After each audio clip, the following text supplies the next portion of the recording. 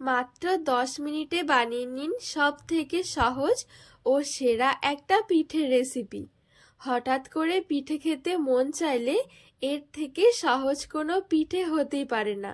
খেতে এতটা ভালো লাগবে, এই পিঠে একটা খেয়ে তো মন ভরবেই না।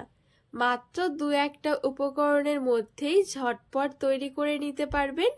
খুবই সহজ তৈরি করা। নমস্কার বন্ধুরা, নতুন একটা পর্ব দেখার জন্য আপনাদের সকলকে স্বাগত জানাই। আজকে তৈরি করে দেখাবো মাত্র 10 টাকার সুজি দিয়ে 10 মিনিটে নরম তুলতুলে ভাপা পিঠে। এই নতুন ধরনের পিঠেটা একবার বাড়িতে বানিয়ে দেখবেন, খেতে ভীষণ ভালো লাগে আর বানানো খুবই সহজ। তো চলুন খুবই সহজভাবে বানিয়ে দেখাবো, আশা করছি আপনাদের অনেক ভালো লাগবে। এবারে এইদিকে একটা মিক্সির জার নিয়েছি, আর এই মিক্সির জারের মধ্যে আমি নিয়ে নেব 1 প্যাকেট সুজি 200 গ্রাম। আপনারা কিন্তু আরো বেশি করে চাইলে দিয়েও তৈরি করতে পারেন বা আরো কম করে নিও। তো সুজিটা একটু গুঁড়ো করে নিলে কি খুব সুন্দর হয় পিঠেগুলো।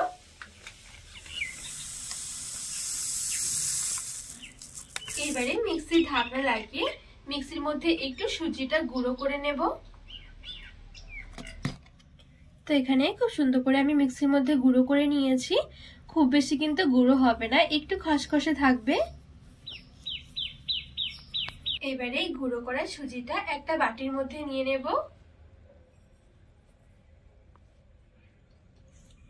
এবারে দিয়ে দেব 1 টেবিল চামচ গুঁড়ো দুধ। যদি না থাকে না দিলেও হবে, তবে দিলে একটু টেস্টটা ভালো আসবে। 2 চিমটি মতো নিয়ে নিয়েছি লবণ, আর 1 টেবিল চামচ দিয়ে দেব বেকিং পাউডার। এখানে কিন্তু বেকিং পাউডার দিতে হবে, আর যদি বেকিং পাউডার না থাকে তাহলে সামান্য করে একটু বেকিং সোডা দিয়ে দেবেন। এবারে শুকনো জিনিসগুলো একটু মিশিয়ে নেব। তো শুকনো জিনিসগুলো একটু ভালো করে মিশিয়ে নিয়েছি। এবারে নিয়েছি লিকুইড দুধ। তো অল্প অল্প করে লিকুইড দুধটা দেব আর মেশাতে থাকবো। আর এখানে কিন্তু দুধটা হালকা কুসুম গরম আছে।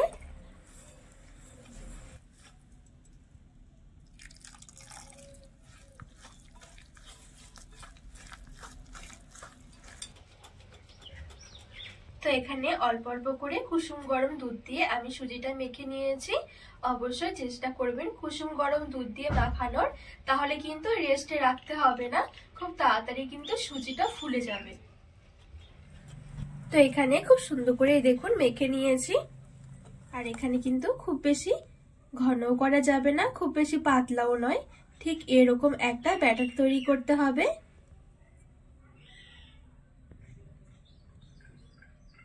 এবারে চলুন আমি ভাপা পিঠেগুলো রেডি করে নেব। তো এইখানে ভাপা পিঠে তৈরি করার জন্য এরকম একটা প্যান নিয়েছি। যদি এরকম না থাকে তাহলে কিন্তু ছোট ছোট বাটির মধ্যে নিয়েও কিন্তু আপনারা তৈরি করতে পারেন। এবারে সামান্য করে একটু তেল ব্রাশ করে দেব।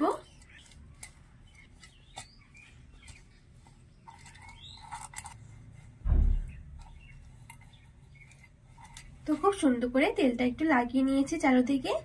এবারে এদিকে যে আমি সুজির ব্যাটারটা রেডি করে রেখেছিলাম, এখান থেকে সামান্য করে নিয়ে নিচ্ছি।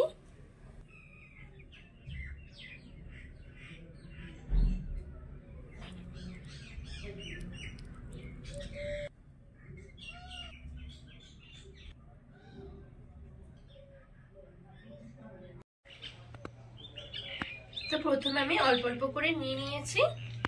এবারে মাঝখানে একদম সামান্য করে দিয়ে দেব একটু গুড়, আর দিয়ে দেব একটু নারকেল। ঠিক একইভাবে সবগুলো দিয়ে দেব।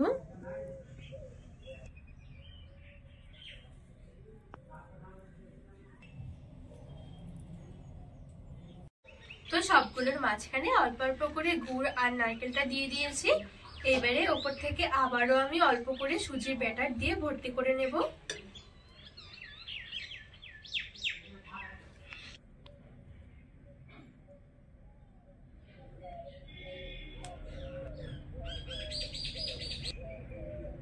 তো এই দেখুন সবগুলোর মধ্যে খুব সুন্দর করে আমি সমান করে নিয়ে নিয়েছি। এবার আমি ওপর থেকে আর একটুখানি গুড় দিয়ে দিচ্ছি।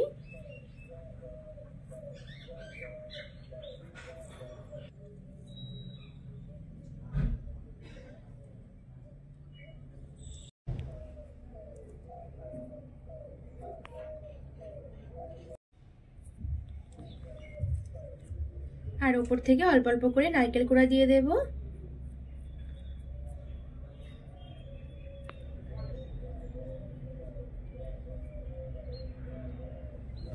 তো এভাবে করে নারকেল আর গুড়টা দিয়ে আমি খুব সুন্দর করে সাজিয়ে নিয়েছি। এবারে গ্যাসের উপরে একটা কড়াই বসিয়ে দিয়েছি আর স্ট্যান্ড বসিয়ে দেব আর দিয়ে দেব কিছুটা গরম জল। এবারে এদিকে যে আমি পিঠেটা সাজিয়ে রেখেছিলাম এই প্যানটা ধরে বসিয়ে দেব। এবারে ঢাকা চাপা দিয়ে রেখে দেব 5 মিনিট মিডিয়াম আঁচে। তো এখানে 5 মিনিটের মতন হয়ে গেছে। 5 মিনিটের বেশি কিন্তু সময় লাগবে না, খুবই অল্প সময়ের মধ্যে হয়ে যাবে। এবারে ঢাকনাটা তুলে নেব। তো এই দেখুন 5 মিনিটের মধ্যে কত সুন্দরভাবে রেডি হয়ে গেছে পিঠেগুলো, আর দেখতেও কতটা সুন্দর হয়েছে, আর খুব সহজে কিন্তু উঠেও আসবে। এই দেখুন, আর কত সুন্দর ফুলেছে দেখুন পিঠেগুলো, একদমই নরম তুলতুলে, খেতে ভীষণ ভালো লাগে। এবারে একটা প্লেটের মধ্যে সাজিয়ে নেব। তো এইখানে আমার ভাপা পিঠে একদম রেডি হয়ে গেছে। হঠাৎ করে পিঠে খেতে ইচ্ছে করলে এই পিঠেটা ঝটপট বানিয়ে দেখতে পারেন, খেতে ভীষণ ভালো লাগে আর তৈরি করা তো খুবই সহজ। এই দেখুন কতটা লোভনীয় লাগছে, মুখে দিলে মিলিয়ে যাবে, এতটা ভালো লাগে এই পিঠেগুলো। তো বন্ধুরা, আজকে এই ভাপা পিঠের রেসিপি আপনাদের কেমন লেগেছে অবশ্যই কিন্তু কমেন্ট করে জানাবেন, আর রেসিপি ভালো লাগলে চ্যানেলটিকে সাবস্ক্রাইব করে পাশে থাকা অনুরোধ রইল।